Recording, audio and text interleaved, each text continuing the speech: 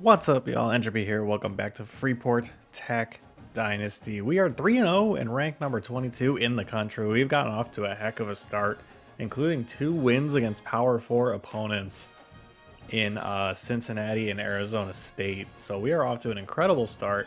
We have our first conference game of the year, and it's against the North Texas Mean Green, who are a talented team out of the American for sure, and they're 2-1 on the year. I don't know who all they've played so far this year, but they're definitely one of the better teams that the American has to offer. So this is by no means a game that I'm feeling comfortable with or anything like that. It's definitely a tough matchup. Oh, and there you go, week 0, they beat Texas Tech. Granted, it looks like it was a home game, but still. Then they blew out FCS Midwest and then lost to number 10 Alabama 40-23 in week 3. So they were actually on bye last week, it looks like. And now they are hosting the 3-0 Freeport Tech Marlins at home. So it definitely, it's going to be a somewhat tough conference opener, I think. They're a good team. Well, let's take a look at the recruiting before we get into the game, though, because as we saw, a bunch of guys reached their top 5. So I have gotten everybody who was into hard sell mode, which either what I know to be their ideal pitch or what it looks like their ideal pitch is based on what we do and don't know about them. So Ian Hugo, the quarterback we're going after, we are in first place, and we do not have the greatest competition against him. The only thing is we don't have a pipeline to Kentucky. So we have that working against us, against Purdue and Miami, Ohio. But I mean, you see Penn State down there and Tulane, a team that won the American last year, of course, and SMU. There's some good teams that it looks like just didn't quite make the cut. And LSU's at 5, but hasn't offered him a scholarship yet. So kind of an interesting recruitment here for what looks like the number 22 quarterback in the country. Terrell Washington we are leading for as well, the 4-star running back. Kona Rao we are still trying to go after.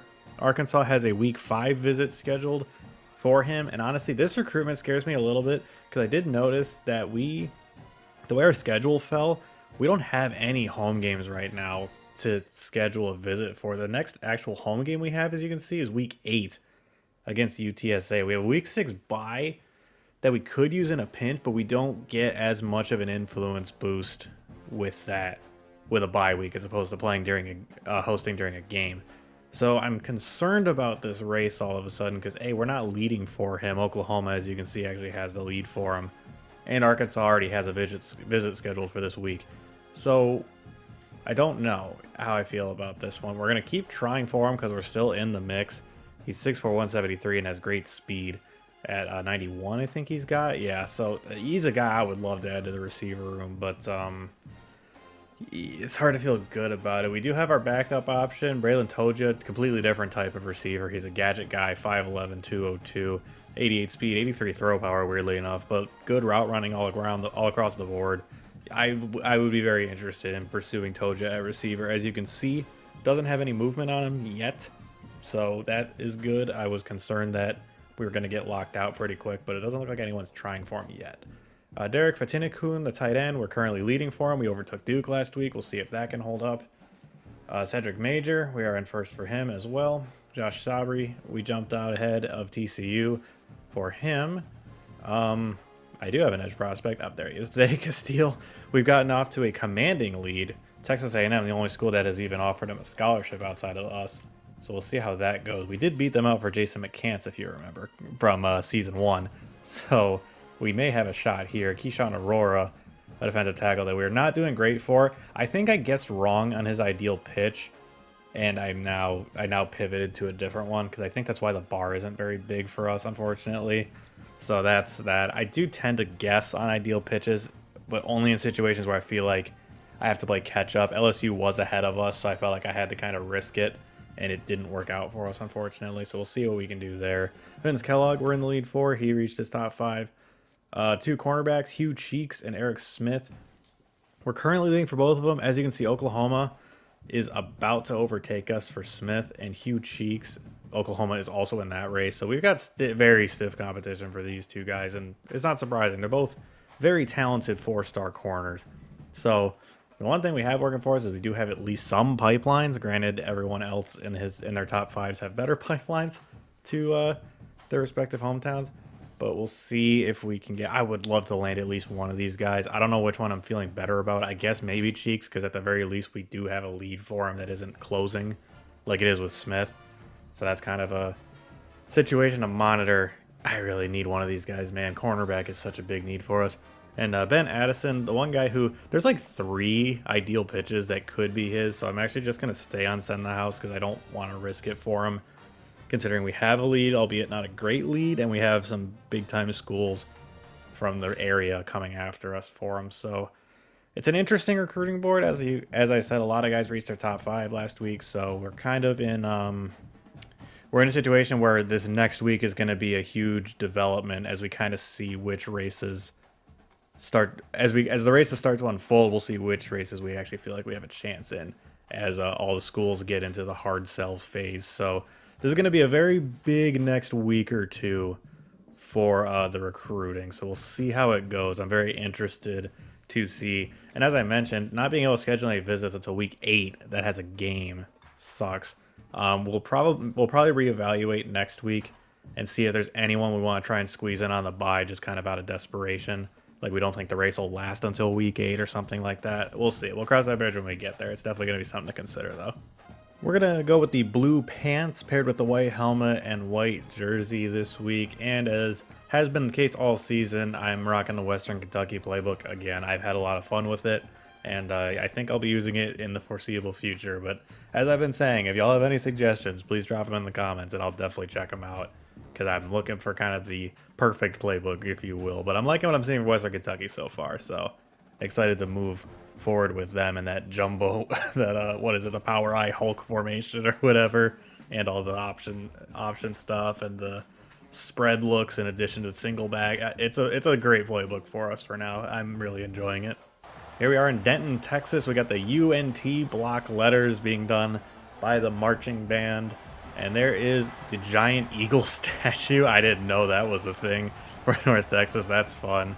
I am a big fan of their kind of Kelly green, I guess you could call that. I'm a big fan of their uniforms that they got going on. But I'm also a fan of those uniforms right there. Here come the Marlins, hoping to keep the undefeated season going against a talented Mean Green squad. Coach Ropey locked in as always, as here comes Caleb Kamolafe. An 89 speed running back, 5'11", 213, has good size. So our defense will be on the field first, and getting a stop would be absolutely massive, as I say every time the defense takes the field. So a little RPO to the left side, and Chris Foreman there to make the tackle. Handoff up the middle. Kennedy there to meet him, hold him to a gain of 1, and it's going to bring up 3rd down. It's another handoff. Oh, Kennedy didn't try and engage him, and it's going to be a 3rd down conversion. I mean, Kennedy was all over that, and he just didn't try to wrap him up. It's another handoff, a good cut from the running back, and he's going to be out past midfield for another 1st down. Play action here. It's over the middle. I was there, but I didn't move far enough to the left, and they're down inside the 10. It's going to be 1st and goal. Oh my gosh, that was such a weird play the way it unfolded on the camera. And it's a touchdown for North Texas, their first drive. About as good as you could hope for. We had a chance to get him off the field, and Kennedy did not wrap up. And Hunter Summers caps off the drive with a touchdown. That was weird, man. I thought, like, for sure that was a run play, and then when he threw it, it was, like, way too high. But the receiver still went up and got it anyway, and that is an extremely disappointing start for the defense, giving that up on the opening drive. And now it's up to the offense to answer back. Hoss Haney taking the field, the Aledo, Texas native at quarterback, who has been very good for us this year. And we'll see if he can lead us on an answer drive here. Ran an RPO. They were all over the pass, and Marshall gets his first carry of the game up the middle, and Brady Prescorn injured on the very first play of the game while run blocking. That's very frustrating. Hopefully it is nothing serious. The keeper for Haney does get the outside. Gets the outside again and gets out of bounds. Bruised ribs it is for Prescorn. Injury risk high. We will sub in LeCount. Marshall gets the carry again here. Good hold to run through, and he's got the first down. Play action. Haney looking around, nowhere to go. Just going to throw that away. Duke Clark in the game gets the carry and a burst up the middle of the defense, and he's down at about the 25-yard line.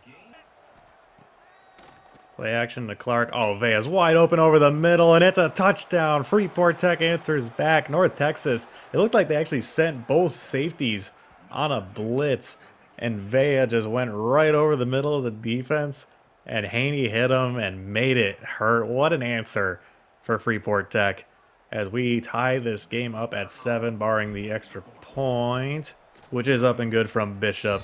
Great response. Let's see if the defense can get a stop now. Handoff up the middle. Ostergaard's all over it. Gain of nothing on the play. Straight drop back for North Texas, and it's over the middle, completed to what I believe is a tight end. And they are down to the 45-yard line. It's a handoff. Blocking set up okay. Dylan Phelps couldn't bring him down. Dakari Nelson does finish the job. Short gain of 2. Short throw to the left side. It's caught, and I believe it's going to be a first down. Yes, it is. It's a handoff. Good hole for him to run through, and it looked like the two safeties combined on the tackle. Freeney and Patterson, but Corbin Ostergaard injured on the play. Our second injury we've sustained here already. One on offense, one on defense so far.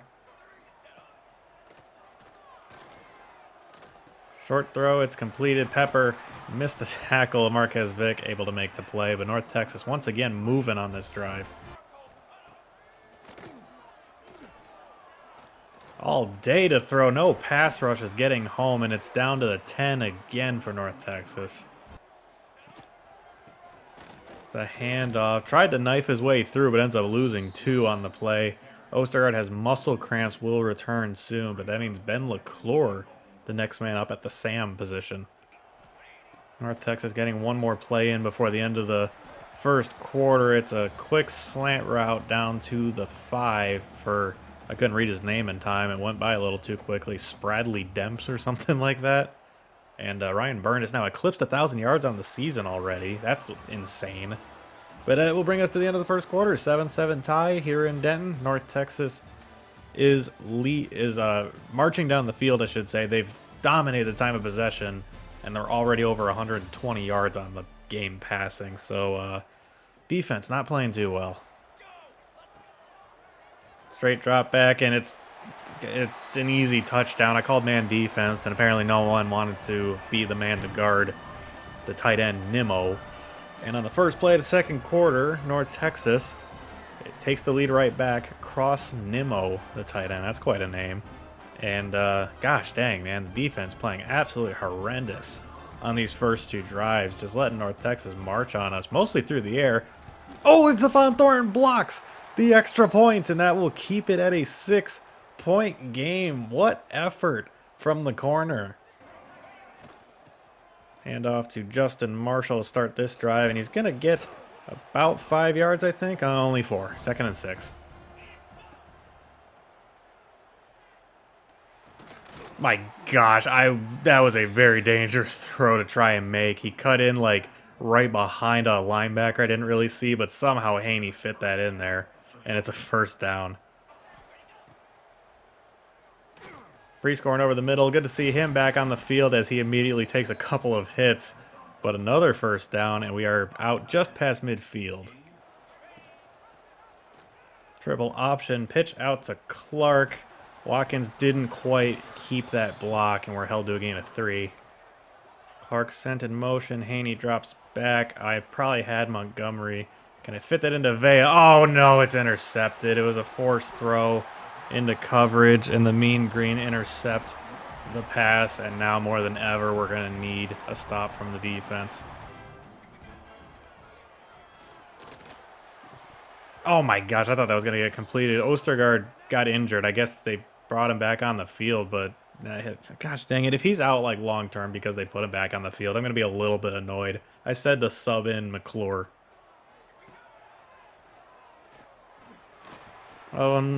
I almost said underneath, but it wasn't really. It was over the middle, and it's a first down for Jalen Brown. To play action. And under arrest, he's going to go down. Reed Harmon gets the sack. One of our backup defensive tackles. Interesting that he was on the field. But one way or another, we got the sack. Ostergaard has a bruised knee, will return soon. All right, I'm saying sub in McClure. I better not see Ostergaard on the field again. Underneath. Marquez Vick did a great job making that tackle. It's going to bring up 3rd and 12. A great chance to get off the field.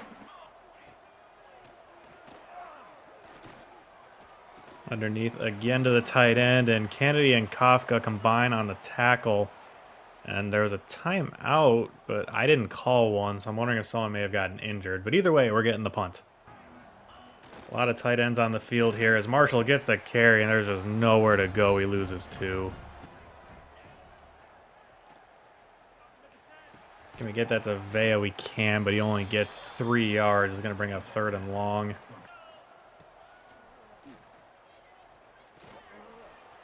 We're going to try and run this with Haney. We're going to get it. We're going to slide down before we take a hit. I almost thought about throwing it to Bethel Roman, but I thought it was safer to just tuck it and run. Play action to Marshall.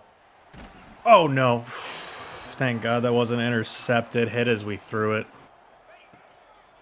Oh, my gosh. It's a handoff to Clark, but no one blocked that dude off the edge. We had 5 linemen against 4 dudes in the box, and no one accounted for the guy off the edge. We're just going to let this clock run to the 2-minute timeout. I mean, that's a miserable blocking effort from the offensive line on that play. And now we're well behind the 8 ball to try and get this. Oh, Watkins on the slant got free. I'm wondering if there may have been a pick play involved there, because there was no one on him by the time he got across the middle of the field, and it's a huge 3rd down conversion. Hand off to Marshall, a little cut back, and he kind of manages to wriggle ahead for 8. Oh, gosh. Immediate pass rush. Get it out to Marshall. Marshall does a good job to maneuver around the defender and gets out of bounds at the 18-yard line. What a play from the running back. Marshall again cuts it upfield. Gosh, dang it. I thought we might have had a touchdown. Peyton Kirkland injured on the play as well. That's not good. Our starting left tackle. Oh, we cannot afford more injuries. I mean, my gosh, how many have we had? It's at least 3 so far. Bethel Roman underneath has it. Jukes, and he's tackled at the 1-yard line. And North Texas uses a timeout. We have a bruised shoulder for Kirkland, so we'll sub in Miguel Esposito for now. And North Texas undoubtedly wants to save time for another drive before the end of the half. Hand off to Clark. He's got it. Touchdown. Freeport Tech. We get back another touchdown, and with an extra point, we will be able to actually take the lead thanks to Stephon Thorne blocking an extra point at the other end. And that's exactly what we do. Up 14-13 with 1:17 left. If the defense can just get one more, not one more, if the defense can just get one stop, rather, we will be in a great position at the half with a lead. Quick throw to the left side. It's caught, and Vic couldn't make the tackle. I was going to say, that quarterback looked different. A new quarterback in Levi Drayton. I guess Byrne got hurt on their last drive. Another quick throw to the left side. This time Phelps able to make the tackle. And North Texas will no doubt run no huddle here. Underneath again. I just tried to make the tackle before he got the first down. We were unable to. North Texas uses a timeout. They got across midfield already.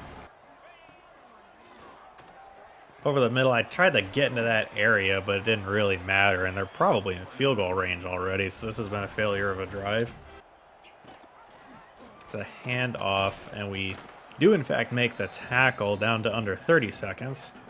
They're starting to run out of time here. I mean, are they content with just... Oh my gosh, did they run out? They did not. There was a second left on the clock. I wish we would have taken a little bit longer to tackle them, but it's going to allow them to attempt a go-ahead field goal here from about 40 yards out. That is really frustrating. We couldn't get a stop there. Like I said, they even almost ran out of time, and of course the kick is dead centers, so North Texas will in fact steal the lead back right before the end of the half. I mean, fortunately, it is only a 2-point lead, but gosh dang, this defense of ours is not playing well today. We've given up 205 yards passing already. I'm running man, I'm running zone, I'm running different zone looks even. Cover 2, cover 3, cover 4. Doesn't matter. No matter what I run, North Texas is passing the ball on us like crazy. And I don't know what else to do. We're going to need the offense to come out and score and get us the lead back. I mean, I don't have any hope of us stopping them right now. Play action to start the drive here. Can we get one to pre-scoring deep? We got hit as we threw it again, and it's going to fall incomplete. Run play to Marshall. Oh, no one blocked that guy, and it's only a gain of 2. We cannot go 3 and out here, guys. Prescorn is wide open on the left side, and it's going to be a catch and a conversion. Brady Prescorn, good to see him back on the field again. I know I said it earlier, but he was knocked out of 2 games because of injuries now, which is a little bit of a concerning trend, but a huge third down conversion for him there. Oh boy, Haney trying to buy some time here. Is just going to cut back towards the middle of the field and slide and get down. A good scramble for the very mobile quarterback. Marshall sent in motion, and we're going to hand it back going the other way to Clark. Spins off the first tackle attempt and is fighting ahead. Gets very close. It'll be 2nd and 1. Nice run.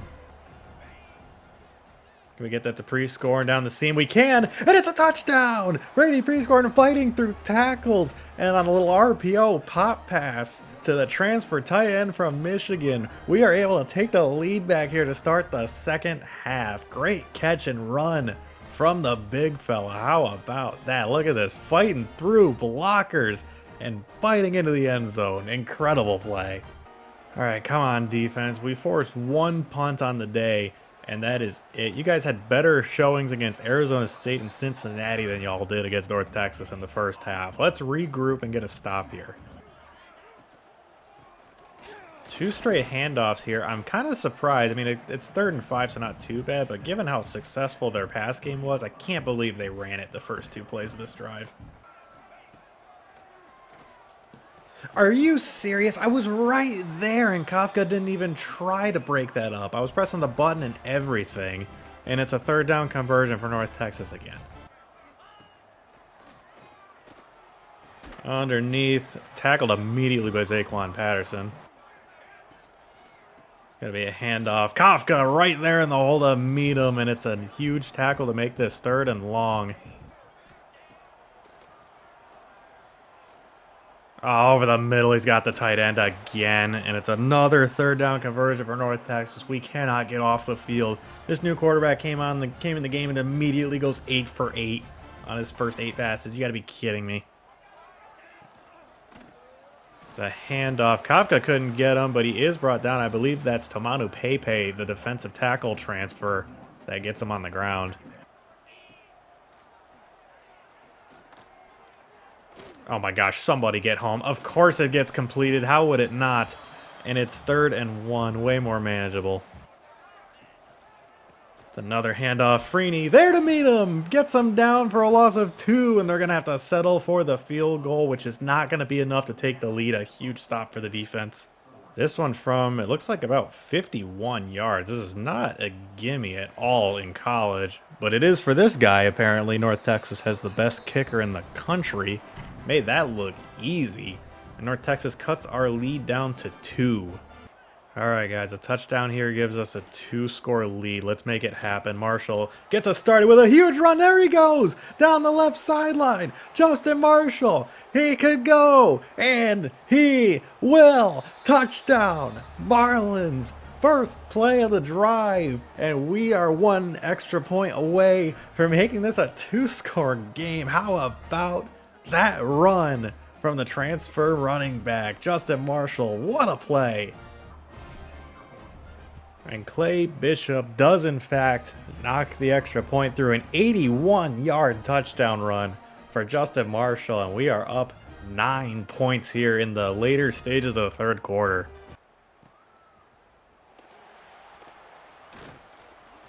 Oh my gosh, I thought he... Wait, how in the world was he still on his feet? I thought there were like 3 separate instances where I thought that was going all the way. Come on, defense. Let's answer back with another huge stop. It's an RPO to the right. Oh, Vic gave him the outside. Freeney couldn't get him. JD Drew can't get him either. Is this about to be a one-play touchdown for... I am so done with this, man.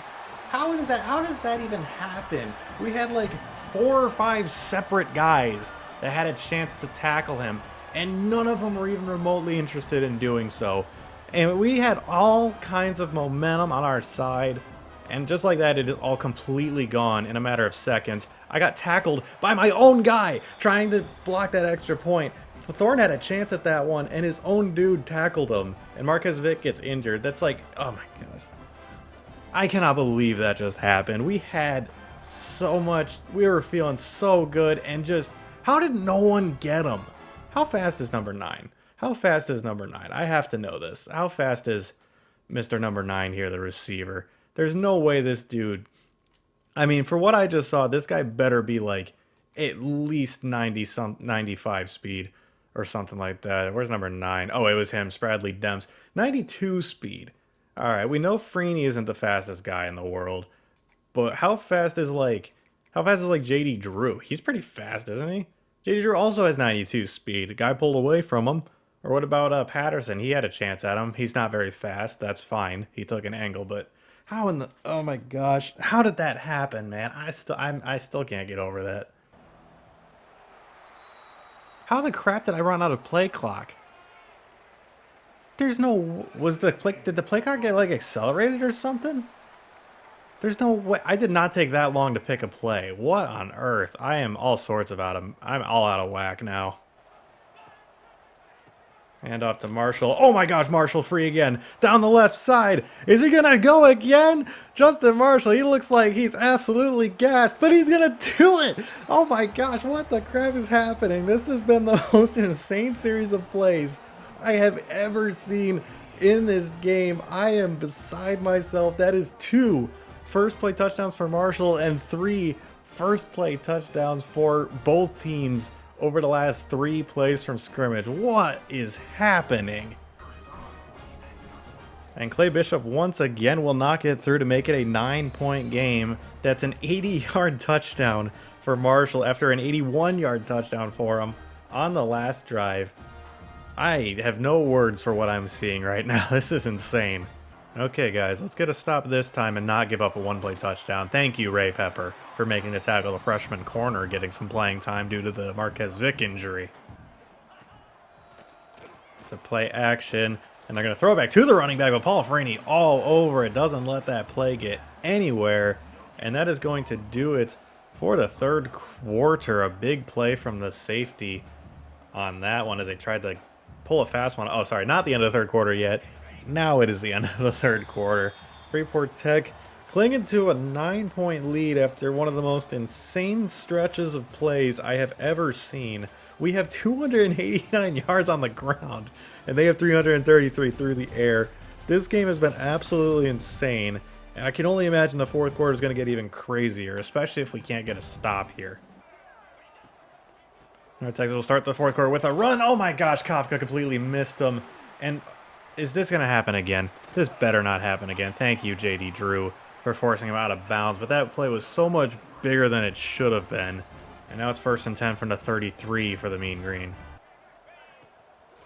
Little RPO play. Phelps there to make the tackle, but the guy does fight ahead for an additional few yards. It'll be 2nd and 4.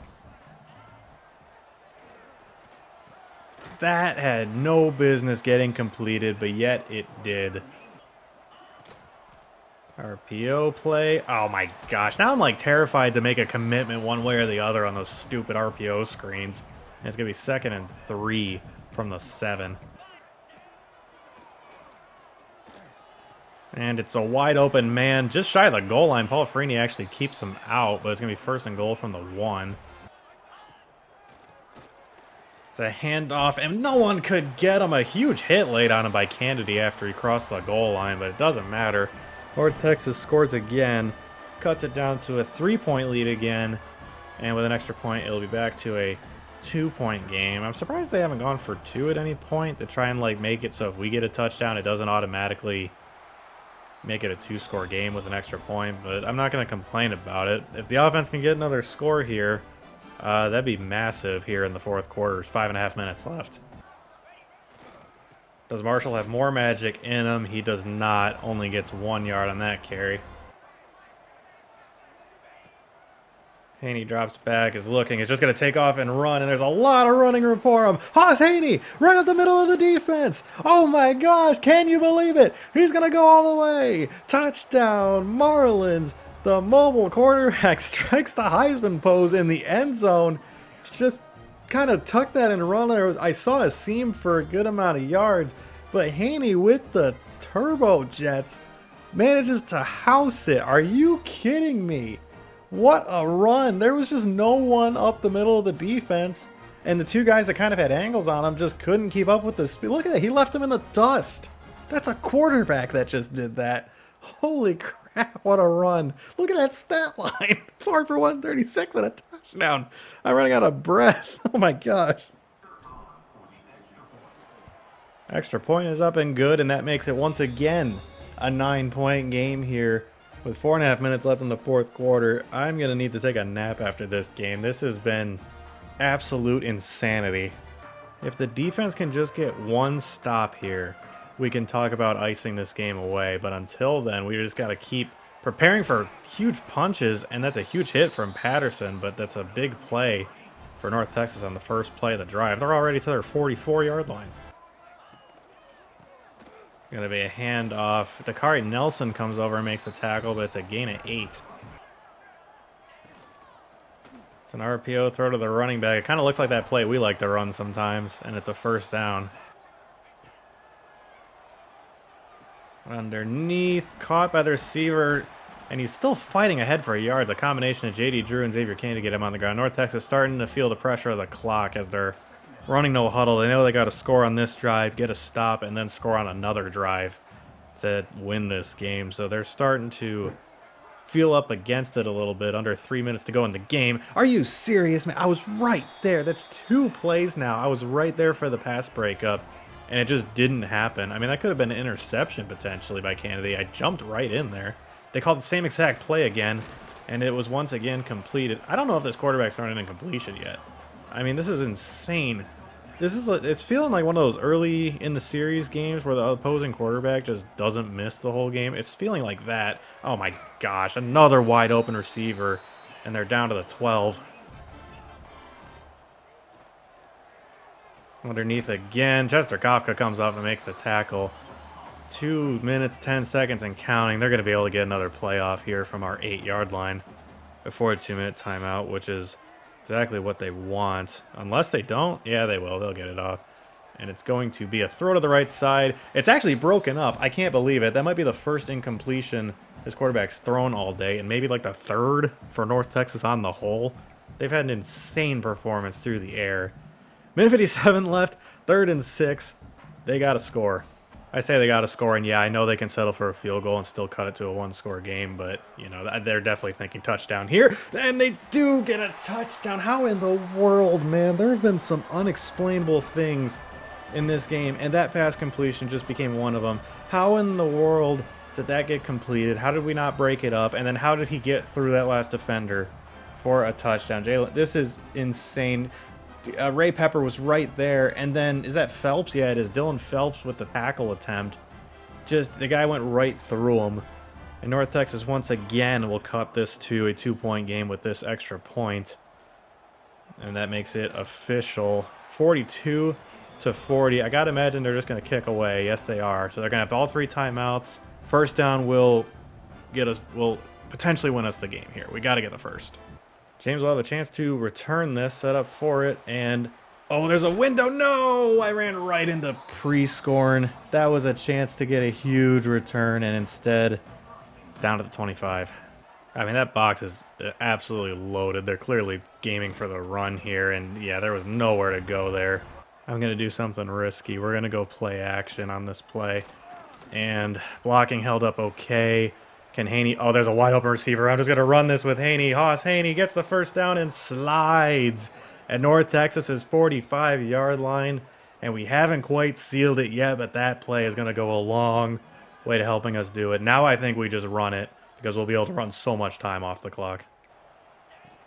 It's a handoff to Clark right up the middle. First down, Freeport Tech, and that is going to do it. We're going to be able to kneel it out from here, and that will conclude, as I first must say, the best formation is victory formation. Hoss Haney takes the snap, takes the knee. That's your ball game. Number 22, Freeport Tech, survives on the road against a very stingy North Texas Mean Green Arm. I can't wait to see what their final stat line was. Hoss Haney marked as the player of the game. I don't know how you couldn't consider Justin Marshall for it personally, but I mean, hey, Hoss Haney did an incredible job. What a game. That game was absolutely ridiculous. One of the most insane games I've ever played in this game.